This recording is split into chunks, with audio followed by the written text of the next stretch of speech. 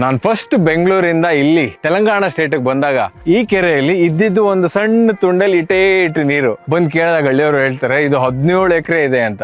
ಎಲ್ಗೂರು 17 ಎಕರೆ ಅಂತ ಕೇಳಿದ್ರೆ ಅವರು ಎಲ್ಲಾ ಕಡೆ ಕರ್ಕೊಂಡು ಹೋಗಿ ತೋರಿಸಿದಾಗ ನಮ್ಗೆ ಗೊತ್ತಾಗಿದ್ದು ಒಂದೇ, ವಾಟರ್ ಹೋಲ್ಡಿಂಗ್ ಕೆಪಾಸಿಟಿ ಏನಿದೆ ಅದು ಇಲ್ಲವೇ ಇಲ್ಲ ಅಂತ. ಇವತ್ತು ಈ ಕೆರೆಯಲ್ಲಿ 17 ಎಕರೆನೂ ಕ್ಲೀನ್ ಆಗಿ 1 ಮೀಟರ್ ಅಷ್ಟು ಮಣ್ಣು ತೆಗೆದು ಹೂಳು ತೆಗೆದು ಇದನ್ನೆಲ್ಲ ಬೇರೆ ರೈತರಿಗೆ ಕೊಟ್ಟು ಸುತ್ತ ನಾವು ಒಂದಷ್ಟು ಬಂಡ್ಸ್ ಫಾರ್ಮೇಶನ್ ಮಾಡಿ, ಬಂಡ್ ಫಾರ್ಮೇಶನ್ ಮಾತ್ರ ಅಲ್ಲ, ಇವಾಗ ನೀರ್ ವಾಟರ್ ಹೋಲ್ಡಿಂಗ್ ಕೆಪಾಸಿಟಿ ಏನಿದೆ almost double water holding capacity ಆಗಿದೆ. ಈ ವರ್ಷದ ಮಳೆಗಾಲದಲ್ಲಿ we will get a lot of water. ಈ ಬಂದಿದ್ದ ನೀರೆಲ್ಲ ಮುಂಚೆ ಪೋಲಾಗಿ ಹೋಗ್ತಾ ಇತ್ತಲ್ಲ, ಈ ವರ್ಷದ ಮಳೆಗಾಲದಲ್ಲಿ ಸಿಕ್ಕಾಪಟ್ಟೆ ನೀರು ನಿಲ್ಲುತ್ತೆ.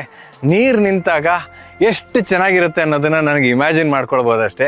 ಬಟ್ ಮಳೆಗಾಲ ಆದ್ಮೇಲೆ ಇನ್ನೊಂದ್ಸತಿ ನಾನು ಈ ವಿಡಿಯೋನ ತೋರಿಸ್ತೀನಿ ನಿಮಗೆ, ಈ ಕೆರೆನ ತೋರಿಸ್ತೀನಿ ಎಷ್ಟು ಚೆನ್ನಾಗಿದೆ ಅಂತ. ಈ ಮಣ್ಣೇನು ಕಾಣ್ತಾ ಇದೆಯಲ್ಲ, ಇದು ಇವಾಗ ಹಿಂಗೆ ಪುಡಿ ಪುಡಿ ಪುಡಿ ಪುಡಿ ಪುಡಿ ಪುಡಿ ಆಗುತ್ತೆ.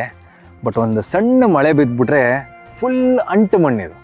ಈ ಅಂಟು ಮಣ್ಣಲ್ಲಿ ಭತ್ತ ತುಂಬ ಚೆನ್ನಾಗಿ ಬೆಳೀತಾರೆ.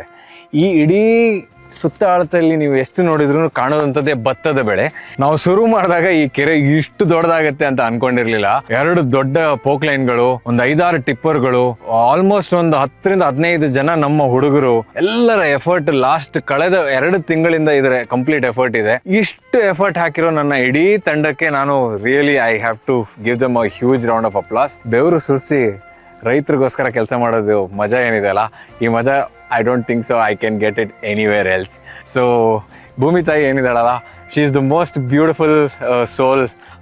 ಬಟ್ ಇದನ್ನೆಲ್ಲ ಚೆನ್ನಾಗಿ ನಮ್ಮ ತಂಡದವ್ರು ಮಾಡಿದ್ದಾರೆ. So thank you.